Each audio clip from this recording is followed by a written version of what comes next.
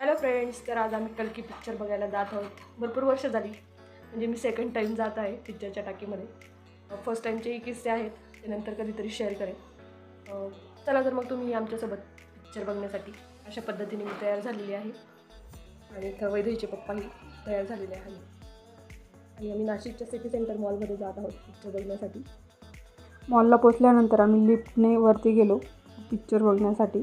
पण आमच्याकडे पाऊण तास होता, आम्ही लवकर गेलेलो होतो, पाऊस थांबलेला होता त्याच्यामुळे.